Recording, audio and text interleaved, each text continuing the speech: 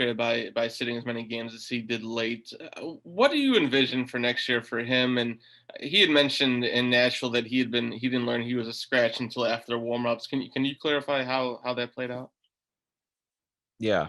I think the one game where we had to let him know late. I think it was a home game.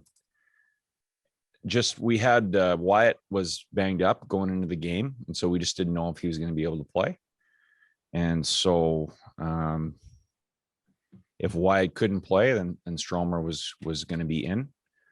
But if Wyatt could play, then we were still going to go 7D just because we wanted to be safe as far as him being able to get through the game, because we've been down to 5D a lot of times recently. And I think that game we actually ended up, but if my memory is serving me correctly, we ended up losing to Hahn, who we didn't expect. We thought he was fine.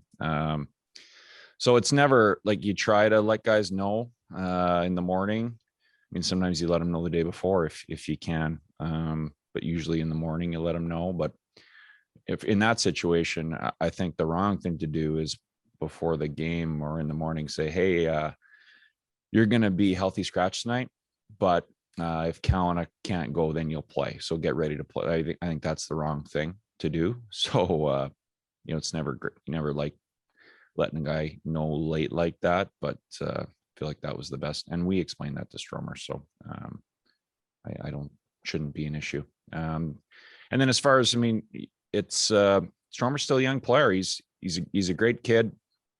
I like working with him. Obviously we can all see the offensive skill and vision that he has. It's just as a young player in the league, still trying to find a consistency and being able to contribute and help the team win, even when you're not producing. And this year didn't come as easily for him as far as putting points up. And there's going to be times like that. And the challenge is finding a way to help the team win, even when you're not getting the bounces or the pucks aren't going in. So, we'll keep working with him, and we feel there's still upside to his game. But it's, defensively being on the right side of the puck all the time and getting body position and using your body to, you don't have to run guys over, but to win pucks back and win 50-50s. And that'll be, I think to me, that's the next step in his development. You got a pretty good look of Vegas in the playoffs last year, and obviously Florida, Tampa, and Carolina were among probably the league's best this year. What do you need to do to close that gap, and how soon can you see that happening? Yeah, well, I think we're getting there. We made some strides this year. I think when you look back to the bubble and that series against Vegas, like we just felt like we didn't have enough depth. I thought we played hard and we competed and the details of our game were pretty good, but we just couldn't sustain it at that level for long enough. And so that's one of the things going into this season is we got to develop more players and more guys who can contribute to winning nightly. And so, we played a lot of young guys and they got a lot of opportunity, and it wasn't just, playing the fourth line, getting 8 minutes, or, it was playing big roles. And I think they're going to be better for it in the years ahead, and certainly looking to next year, having more competition for roster spots and style of play. We want to be harder to play against. We want to have more pressure on the puck, play a relentless style, have the capability of being a hard forechecking team, more physical, more guys who finish checks. And especially when you go into playoff series, you got to have that element where you're getting in on their D and finishing and wearing them down.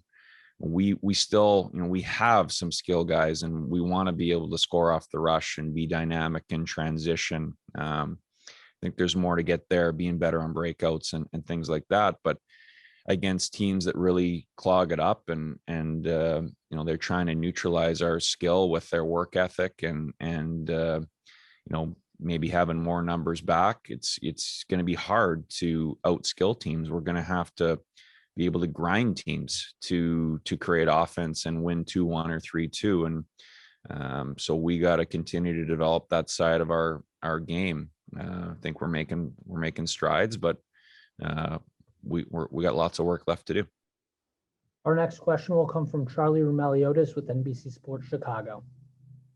Hey, Jeremy, I just wanted to ask what your offseason looks like as far as how you plan on helping this team take the next level. Do you go back and watch the games from this year and kind of evaluate it on a closer level? Do you look at other teams and kind of take notes from what they're doing? Like what's the plan for you, or how do you plan to tackle this summer? Yeah, well, that's one of the things you get excited about. How can we make this better? We want to be in the playoffs. We want to be an elite team. So we're going to work really hard at trying to improve. Obviously, we'll pay close attention to the playoffs here and watch a lot of hockey and see what teams are doing and watching players as well.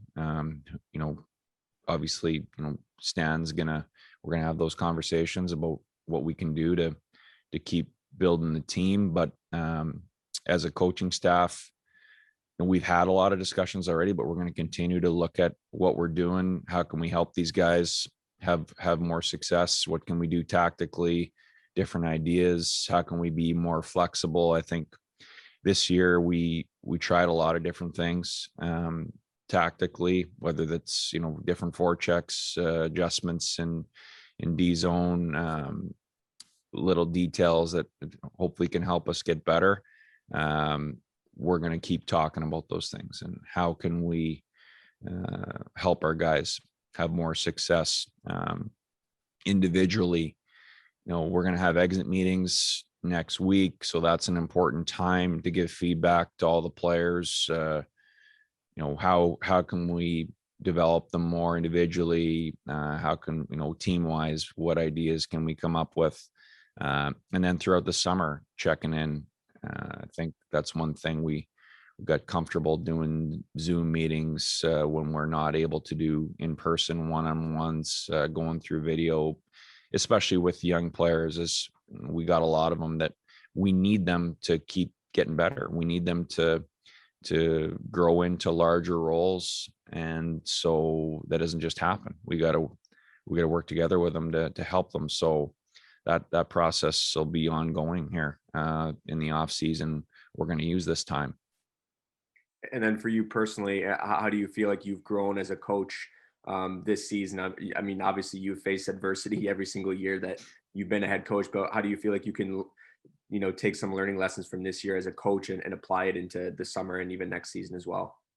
Well, I think every year you go through, you face situations and you gain experience, and that's going to shape you going forward. And you're not going to tackle, the problem the same, probably. There's things that you learn and you try different things. And that's part of, I think I probably said this exact same thing last year in this media situation. Like I need to get better every year. I hope I'm a way better coach in 5 years than I am now.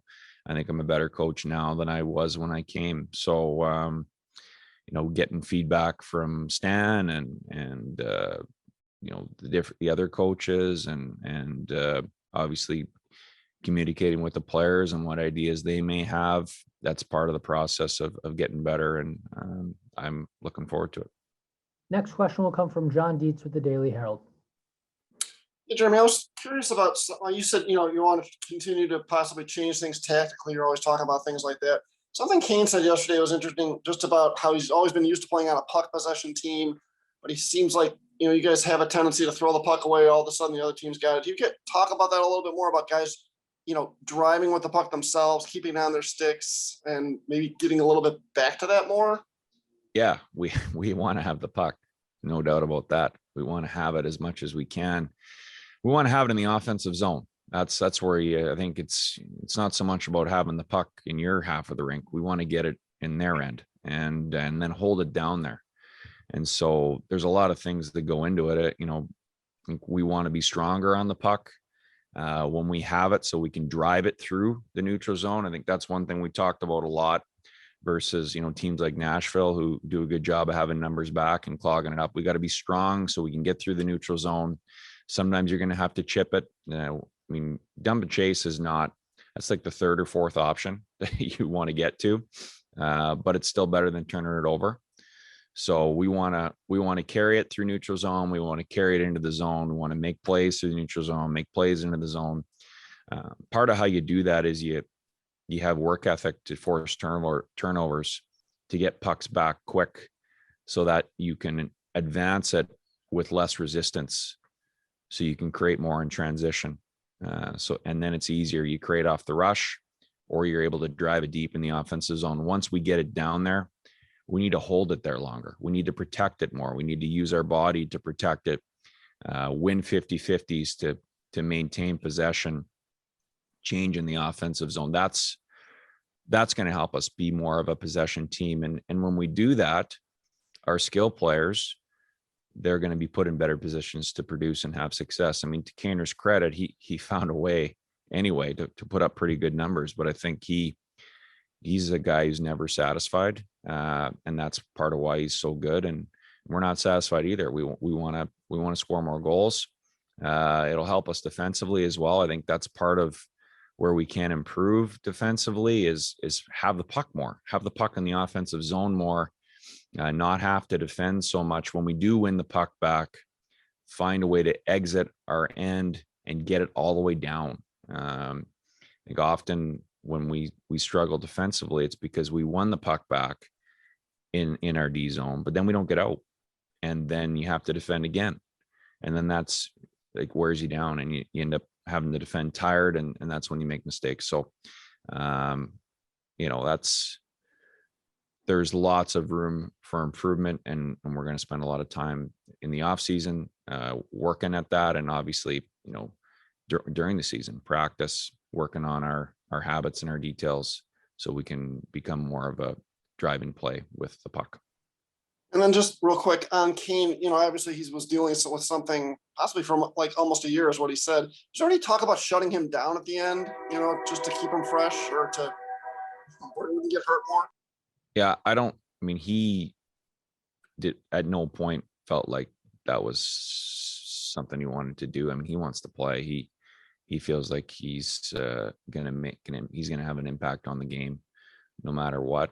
I mean, obviously any player wants to be feeling totally 100% so they can play at their best. But that wasn't something that he wanted to do. Next question will come from Phil Thompson with the Chicago Tribune. Phil, your line is active. Well, Jeremy, you look at this past season, there have been guys that have probably surprised you guys like Hagel. Obviously DeBrincat had a big year. Is there anyone or a couple of guys that you're expecting to have a breakout season or take a quantum leap next season? Well, I think we got a lot of candidates, which is very encouraging. Guys like Oki and DeBrincat, it wasn't their first year in the league. It was their second or third or fourth. And, once you get that base under you of understanding what it takes to play every night and contribute, then you're kind of in the position to take on another step. And I think Alex is a perfect example of that. He really he broke out, and I thought he had one of the elite two-way seasons in the whole league this year. And so, guys like Hagel, Kirby, Suter, Kurashev, Kalanick, all those guys who've now played a year, and it's an opportunity for them to take another step. They won't all do that. That's just the nature of it. But we have a lot of guys who have now got their feet under them in the league and starting to understand sort of what they need to do to be really effective and help us win. And so that's exciting because that's what's going to propel us forward. I think we got a lot of candidates. And I would like if you could get into what you discussed with Borgstrom, with how he might be used at center and just center overall, because it seems like you guys have a lot of potentially moving pieces in the middle. So if you can kind of lay out what it might look like for the center position depth next year? Yeah, well, I've watched a lot of Borgstrom. Stan kind of brought his name up to me, last summer, I guess. And so it's just someone that he liked from watching him in Denver. And so I got a chance to watch him too. I mean, he's highly skilled, big body, skates well, protects the puck, wants to make plays, wants to make a difference in the game, competitive.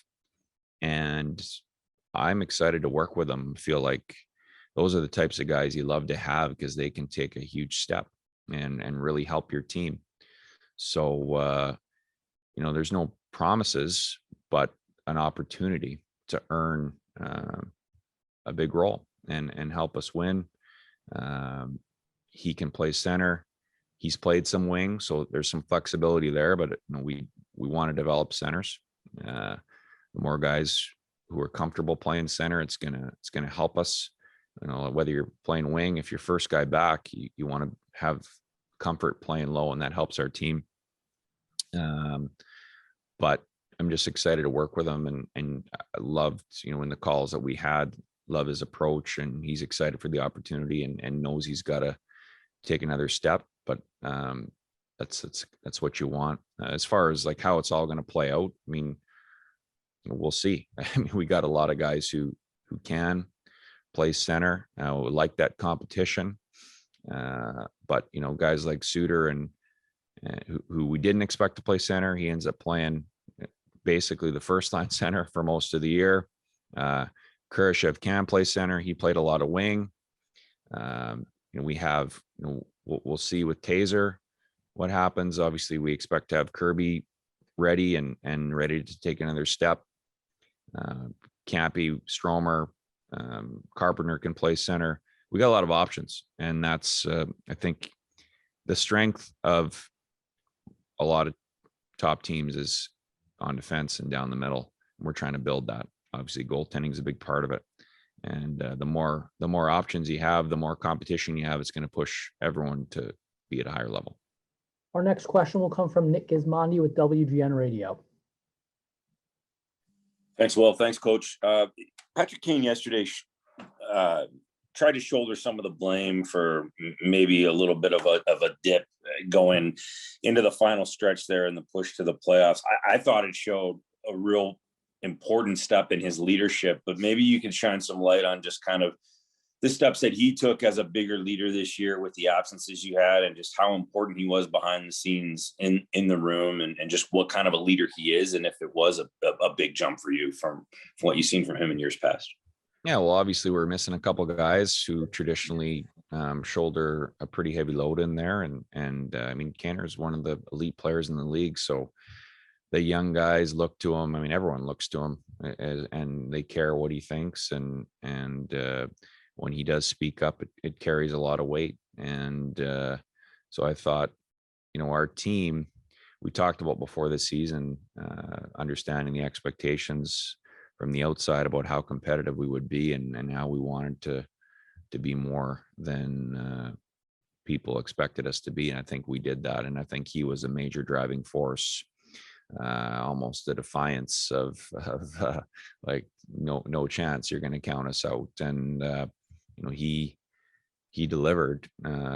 Obviously his production was there, but I thought when we were at our best, when we were competing with the top teams in the division, I mean, his play away from the puck was a big part of that, and his the skating and the pressure and just the details of the game. I think he's one of our best players, 5-on-6. He does a tremendous job when the game's on the line.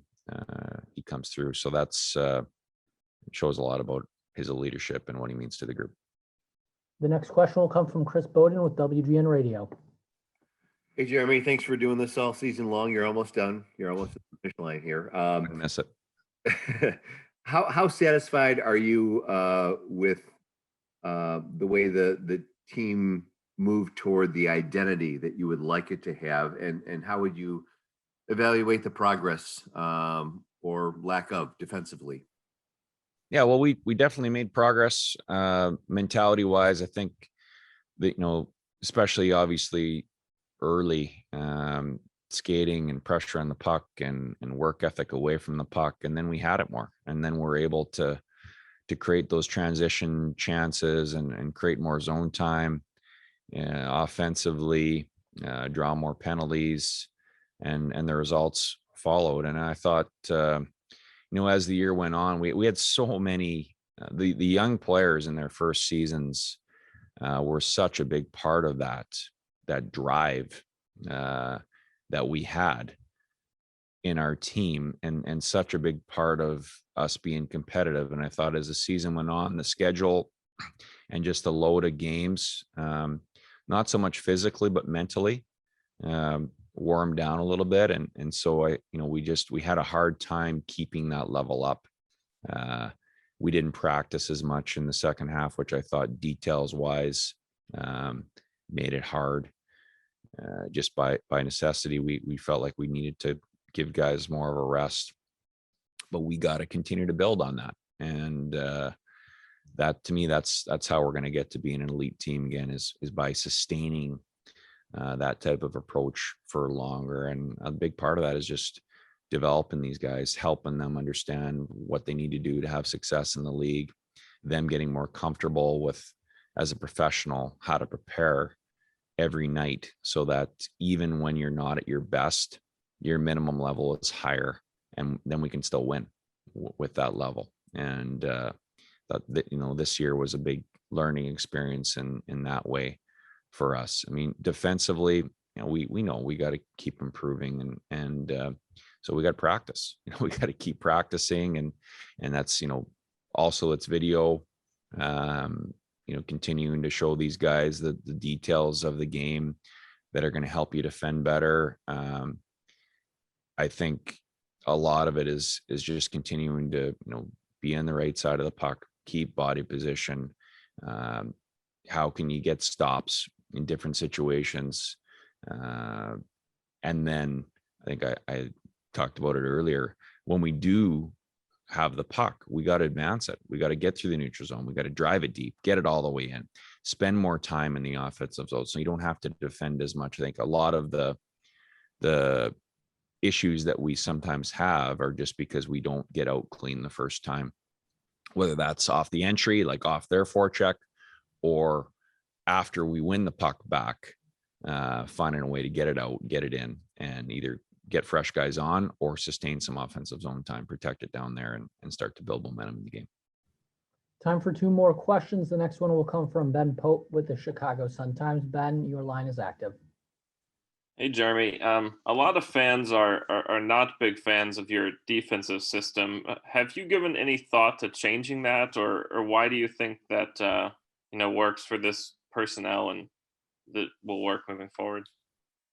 Well, there's lots of little adjustments you make during the season, and little tweaks that we have done and will continue to do to make it easier. Ultimately, a lot of it boils down to, I think I said it earlier, being on the defensive side, making sure that we're boxing out at the net, taking sticks, making sure that we're quick to close, get a stop, and then ready to support to go the other way.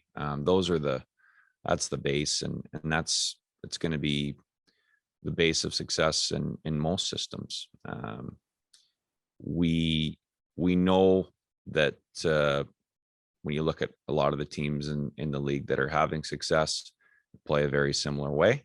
There's going to be minor differences in approach in specific situations, but where we got to invest most of our time is individually continuing to help guys get better and understanding what it takes to defend in the league and what it takes to get out of D zone. And we'll keep Final working. question will come from Mike Berman with NBC5. Mike, your line is active. Please go ahead. Jeremy, good morning. I feel honored to have the last question send you to the off season. Make it a good one. So with with Jonathan Taves, how would you evaluate your level of hope, expectation that he is back and playing next season? And then as it relates to him missing this year, how would you evaluate the way that you feel like your guys, the entire organization, handled someone that important not being around and kind of that cloud of uncertainty hanging over during the season? Yeah, well, I mean, he's an extremely important player for us, for our team. He's meant a lot for the organization and the success that we've been able to have. I think the team handled it very well, whether it was, the players taking on more of a leadership role, the players taking on more responsibility as far as their play. I think focusing as a team on each game, that's the most important thing, not worrying so much about who is and isn't in the lineup and what was being said on the outside about what kind of team we're going to be and who we didn't have.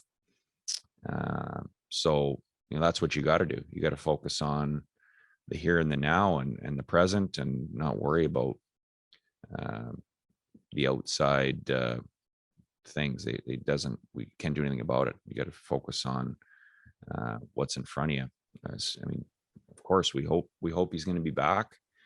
He's a great player and he'd really help us, but got to give him time to sort things out and we'll go from there.